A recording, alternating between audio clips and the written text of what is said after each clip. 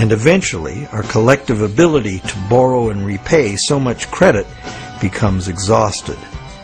This then creates the need for constant expansion of credit into new markets, in essence creating a fiscal imperative to drive everyone in the world further and further into debt forever. In the United States, this constant debt expansion has led to a total credit market debt in 2008 of more than $53 trillion, which is about 5 times the total annual income of the entire country. So is the world at large happy about its end of the loan transaction? Probably not. But the world at large has very little awareness of where these problems originate, the elusive system of counterfeiting and hidden control that is modern banking. And how about the banks? How have the banks fared as a result of this system? Well, first, by putting up only a small fraction of the money they ostensibly lend, the banks have obtained a river of income from interest payments on consumer loans and mortgages. Second, by using their credit powers to acquire large portfolios of corporate and government bonds, banks collectively appropriate control over government and industry. And thirdly, due to the inevitable defaults and foreclosures, the banks gain legal title to a lot of real property the world over. And finally, if the worst happens, if borrowers default en masse, causing the banks large losses, the government is forced to rescue the banks with multi-billion-dollar bailouts to save the financial system. And what are these bailouts financed with? You guessed it, more taxpayer debt. It is really quite an achievement to pull this off, and without most of the victims even being aware of it. If you're now thinking there ought to be a law, well, there is. There's a whole body of law that makes all of this legal. So how did a system like this ever become the law? To answer that, we go back to England in the mid-17th century.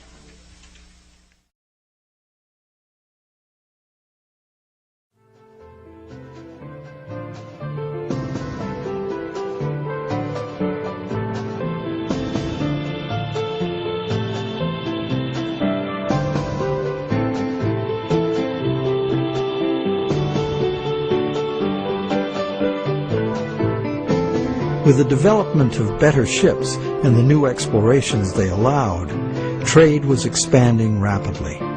In order to carry out commerce, especially over great distances and lengths of time, written contracts were becoming more and more important and more sophisticated. Under English common law, it had long been established that a contract could only be enforced if something of real substance had changed hands. A transfer of goods or rights in property was the real stuff of the exchange, and that was what the court would evaluate for fairness, not just the words on the document. A contract under which there had been no exchange of consideration, meaning real goods or rights in property, was deemed to be empty and was therefore not enforceable by the court. So, a contract in which a borrower, say, pledged a car he does not own in exchange for a bank's promise of payment would not even qualify as a contract. No common law court would enforce it. As well, in the event of a dispute over a contract, under common law, only someone who had actually provided consideration to the transaction, in other words, only someone who delivered the goods, had the right to sue in court for fulfillment of the contract by the other party. This right was not transferable to a third party.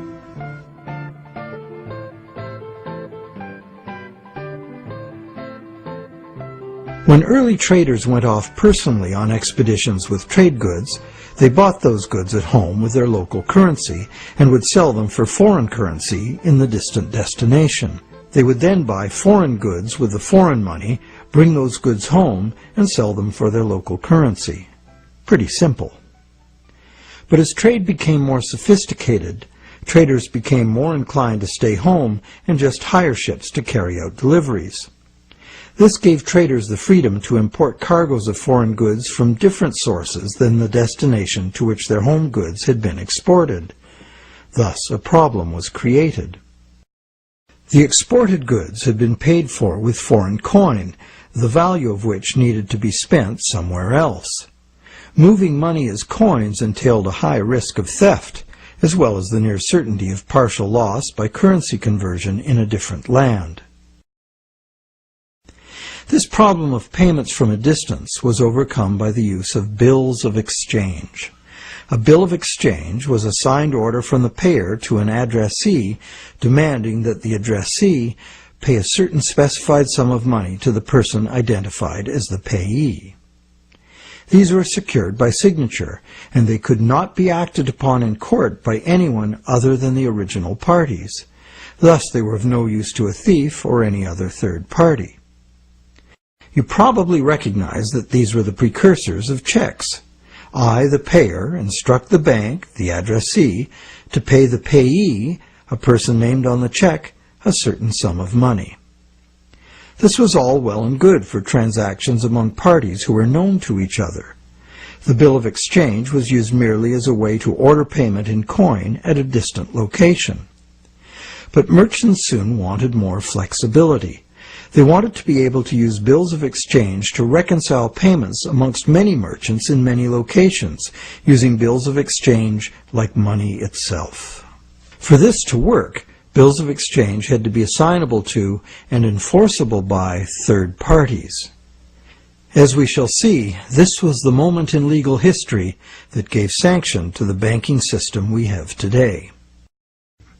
A third party, who might have honestly purchased a bill of exchange several steps removed from the original exchange, could not be expected, nor would he have the right, to show up in a common law court and defend the validity of the contract and collect on it.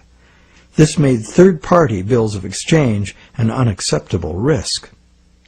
So, in order to be able to use bills of exchange as a convenient and guaranteed third-party payment system, essentially equivalent to money, the common law practice had to be set aside regarding bills of exchange. In England, by a series of legal decisions from 1664 to 1699, this problem for commerce was remedied by making bills of exchange enforceable by third parties. If a third party had purchased a bill for valuable consideration and in good faith, having no apparent reason to suspect fraud or some deficiency in the right of the seller to sell it, then the bill automatically became good and enforceable by the court against the signer. What did this change mean? It meant, essentially, that any bill of exchange would be considered legitimate once it was sold. Bills of exchange and all other subsequent types of signed promises to pay, with the notable exception of checks, became transferable and enforceable in court, just what the merchants wanted. Now debt contracts could be sold like things, and transacting business would be a whole lot easier. Not only that, it opened up a whole new market for profit seekers, trading in bills of exchange themselves. The marketing of debt was born.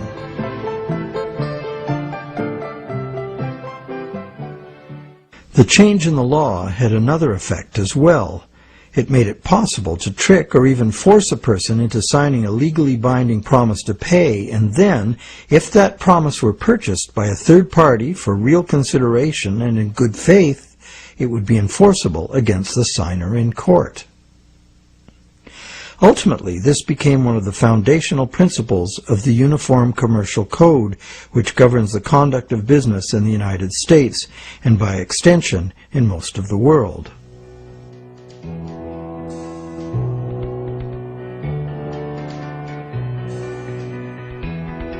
Think about it. If we buy a stolen laptop from a guy on the street, we're guilty of receiving stolen goods, a criminal offense. Doesn't matter if we paid honest money and were unaware the goods were stolen. The court will restore the goods to the rightful owner. We, as purchasers, innocent or not, lose our money and may even be charged with a crime.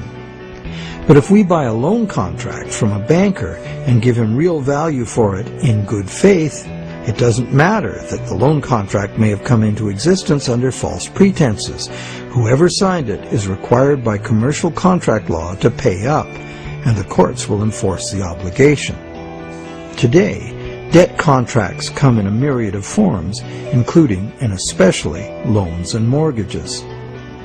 It's significant to note that just as these common law restrictions were being removed, the brand new Bank of England was being established. The first bank state authorized to create money out of thin air. The new laws fit in perfectly, making the new bank's empty contracts enforceable against the so-called borrower.